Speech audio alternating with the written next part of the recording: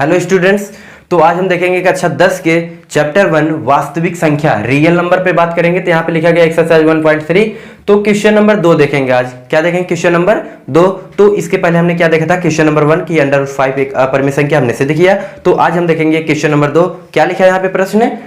सिद्ध कीजिए कि 3 + 2 √5 एक अपरिमेय संख्या। आपको सिद्ध करना है कि 3 + 2 √5 एक अपरिमेय संख्या। तो चलिए यहाँ पे देखते हैं।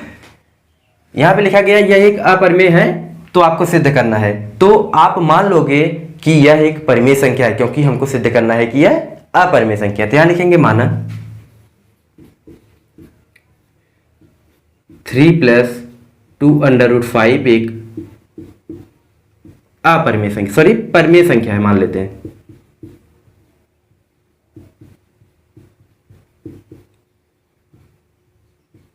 हमने यहां पे मान लिया कि यह एक परिमेय संख्या है। तो अगर यह परिमेय संख्या है तो यह भिन्न के रूप में लिखा जा सकता है, p/q के रूप में दर्शाया जा सकता है। तो यहां पे लिखेंगे 3 + 2 √5 = p/q।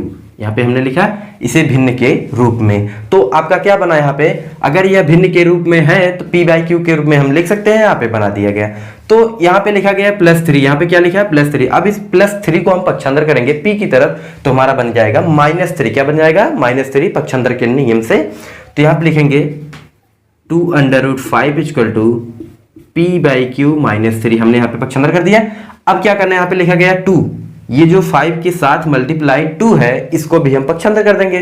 तो यहाँ पे पक्षांतर करेंगे तो लिखेंगे √5 = p/q -3।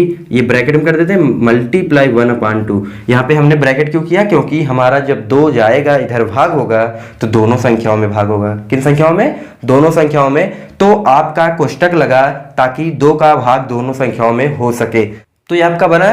तो अब हमको क्या करना है? ये हम जानते हैं कि √5 एक अपरिमेय संख्या। यहां लिखेंगे, यहां करड़ी में 5 एक अपरिमेय, करड़ी में 5 एक अपरिमेय संख्या है। प्रश्न 1 में सिद्ध कर चुके हैं।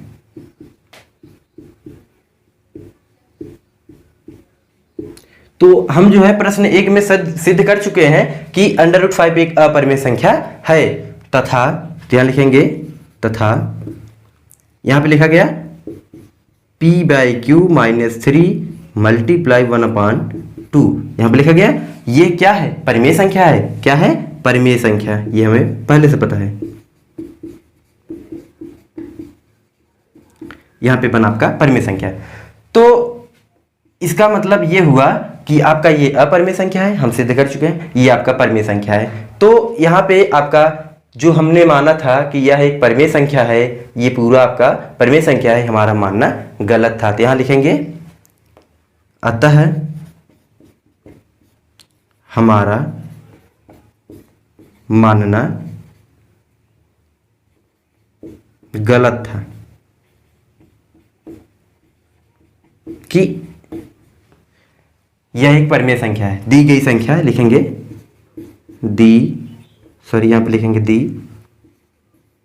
गई संख्या एक परिमेय संख्या है।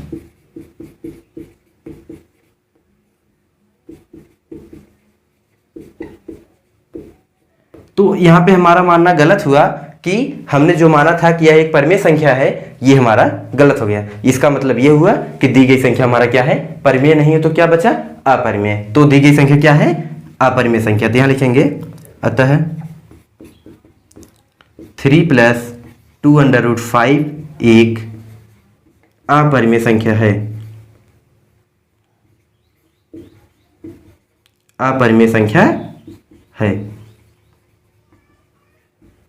तो ये आपका यहाँ पे सिद्ध हो चुका है कि यह एक अपरिमेय संख्या। आपको सिद्ध करना था कि 3 + 2√5 एक अपरिमेय संख्या है, तो आपका यहाँ पे सिद्ध हुआ। कैसे सिद्ध हुआ कि यहाँ पे आपका बना कि √5 ये आपका ये पता है कि ये परिमेय संख्या है, और ये हमने सिद्ध किया था कि ये अपरिमेय संख्या है। तो ये दोनों बराबर है तो गलत है, दोनों बराबर नहीं है। तो यहाँ पे लिखा गया कि यह एक परिमेय संख्या।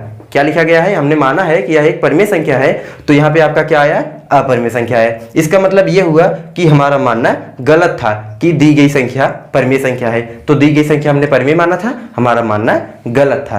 तो यहाँ पे आपका क्या हुआ, 3 + 2√5 एक अपरिमेय संख्या हो गई। तो यहाँ पे आपका सिद्ध हो चुका है, बहुत ही सरल था। इसके पहले जो √5 हमने सिद्ध किया था, आपको अगर वो समझ में आ गया तो ये बहुत ही आसान आपका हो जाएगा। तो ये आपका क्वेश्चन नंबर 2 कंप्लीट हुआ।